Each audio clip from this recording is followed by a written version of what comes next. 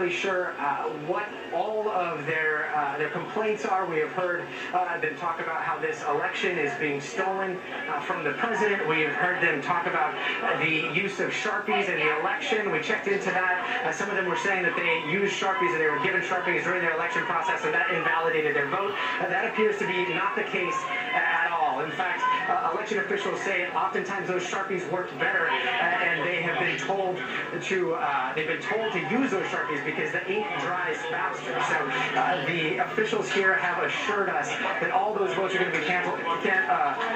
But as you can see, this crowd is just filled with a lot of people are voicing their anger here in front of where poll workers are trying to tabulate those votes. People blowing off steam. It's unfortunate because we were talking about the poll workers and the work that they're tirelessly working. It's late there. It's late everywhere.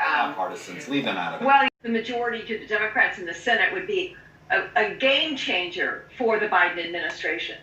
We've been talking, Georgia really wasn't on anybody's mind until, I don't know, a month or two ago in terms of, I just made a joke. Yeah, very good. Oh, wow. In fact, last year we thought it was smooth. Yeah, it was. There are many conversations. You've not been talking on and off about this race for, gosh, a year. No, it's always the special we bought, because in a runoff you never knew, but even like the Purdue race, there's a lot of stuff keeps running, I don't know. Yeah, it's one of those, like Texas, one of those things where every year Democrats say, no, really, this time, no, really, it's going to happen. And Rich, do you think this is a significant moment, a shift, or is this just a 2020 anomaly of the way the forces came together? Well, it was certainly significant in terms of getting to 270. There's no doubt about that. If Georgia slips out of Trump's hands, then you're on this unlikely scenario. He needs to hold on to Pennsylvania, and he needs to flip Arizona and Nevada, and that gets him to a 269 tie. So that's a pretty fanciful scenario. And look, Georgia, it reflects a lot of work by Stacey Abrams, registering a lot of new Democrats, and just the swing of suburbs against Republicans in the Trump era. I wouldn't be sure. I was just going to say, I wouldn't be as certain as Claire that those runoffs, if Biden wins, I think that Republicans are more likely to win those two runoffs in Georgia and the Georgia Senate races rather than lose. I think that it would naturally, the dynamic would be, we're running as a check. By the way, on Joe Biden and there's Democrats. two examples of this. Bill Clinton wins the presidency in '92. A Senate incumbent named Raj Fowler gets forced into a runoff by a guy named Paul Coverdell. Coverdell wins the runoff. it's a deep poll check. Saxby Chambliss, Jim Martin in 2008.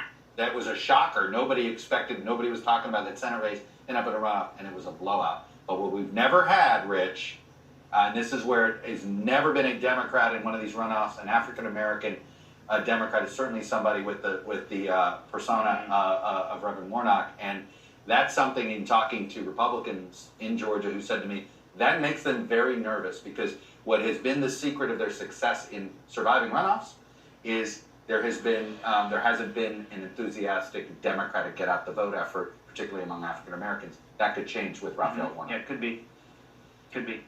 Well, we'll pause. We're in suspended animation with Georgia on our minds, guys. I already declare.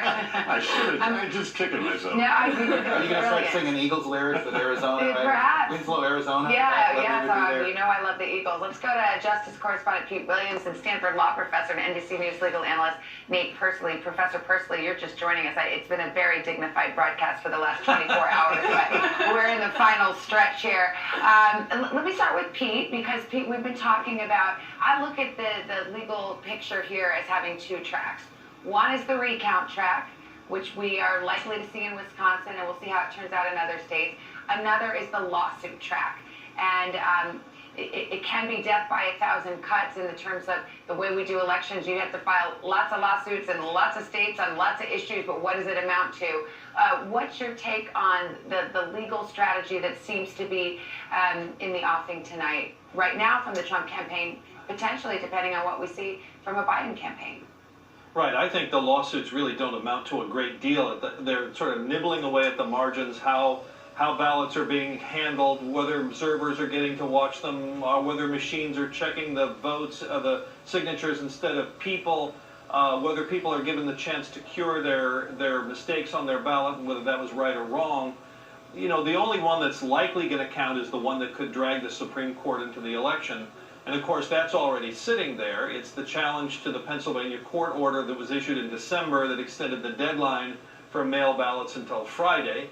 And as you know, Republicans say that was invalid. They say only the state legislature could have changed the rules, and there are at least 4 justices who agree with that claim. So if it turns out that the outcome of the election could depend on the mail ballots in Pennsylvania that arrive between today and Friday, then the Republicans would likely ask the Supreme Court to hear their appeal and act quickly, and this time Amy Coney Barrett would be able to take part. But the big question, of course, is what's the margin of litigation? Are there enough votes to make it worthwhile to fight over? And we just don't know the answer to that. And I just want to raise one other thing that's not about lawsuits. I mentioned it yesterday at I think 3 in the morning or something, but what brought it to mind was Chuck describing earlier that the outcome of the electoral vote could be 270 to 268. And if that's the case, then I think the candidates and their parties will be leaning very hard on those presidential electors to remain faithful to their commitments, those people who meet as the Electoral College. They may also face pressure campaigns to become faithless and vote for somebody else, and that could potentially change the outcome of the election. As Nate knows, this past term, the Supreme Court upheld laws in 33 states that say you have to vote for the winner of the popular vote, but the fact is only 14 of those states have laws that actually allow them to make a substitution. If somebody goes rogue, they can throw that person out and drag someone else in and say, you count the vote for the person who won the popular vote. So if it's really, really close, given all that else that's gone on, I think those electors are going to face a lot of pressure. I'd love to hear Nate weigh in on that possibility. Well, I sort of feel that we need to jump off that bridge when we get there. I think it's you know,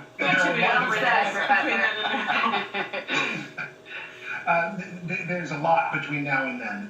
Right now we are at the sort of throw spaghetti at the wall phase of litigation, which is that we have all kinds of claims that are being launched by the Trump campaign, and we don't know which ones, if any, will stick. But a lot of it is sort of continuing the campaign narrative against absentee ballots, that they're inherently fraudulent or problematic. And so there's allegations of political manipulation or departures from the legislative, from the statutes in the states, or that there's been other malfeasance, including going beyond the deadlines. And so we'll see, again, whether any of that matters in terms of shifting the margin of litigation in each of these states. I want to emphasize one other thing, though, which I think dovetails with what Pete was saying, which is that part of the strategy here is also to delay, right, to prevent a final count and certification from happening in these states. And then if you do that, well, then we could see some action with respect to the state legislatures. But these states are going to get these recounts done, or not just the recounts, the counts done in the next few days, and then we'll have a really good idea as to who's in head. This is maybe too technical of a question, but as a general matter, are courts deferential to the local authorities, the election officials, the states, and their own processes? I mean, are they kind of reluctant to disrupt the business of elections? In general, yes, but one thing we saw this term with the cases that went up to the Supreme Court is that when it comes to presidential elections, there's a real fissure on the Supreme Court as to whether they will give deference to local officials or whether they put sort of primacy in the state legislature. This was a sort of zombie legal argument that seemed to be put to rest with Bush versus Gore, which has come up in the last few years, and it seems that at least 5 members of the Supreme Court now probably believe it. All right. We know 4 for sure, maybe 5 with Amy Coney Barrett there. Okay. Well, the plot is always thickening, especially when you get Pete Williams and Professor Pursley involved. Thank you so much. We appreciate it. Well, the faceless elector thing. That, I mean, you know, exactly. I think Hillary Clinton's going to be a New York elector. I think I read that Hillary Clinton was going to be. And by the way, though, campaigns, because of this faithless elector thing, campaigns now do spend more time if we're going to talk about it. Making sure, right, the actual people who cast the ballot. Yes, so that's what the Electoral College is. It's actually 538 people who will meet in early December and actually cast those votes on behalf of the states, and they're supposed to cast the votes that represent the popular vote in their particular states. But this issue of a faithless elector, the notion that perhaps because of a pressure campaign, some elector might say, you know what, You call I'm it actually faithless. going to vote for the other guy. I call it It's what's in the Constitution. Well, And that's the thing. I'll be honest. I thought that when that case went in there, that it's written into the Constitution. It's one of those things that I was surprised It's they just allowed an that to exercise. be upheld. They allowed the state the state restrictions on it to be upheld. That one mildly surprised me from all our strict constitutionalists. all right, well, Well, we shall see. stock market has reacted in a big way to all this, and not the way that many people might have assumed. These are the futures. Before I get it over my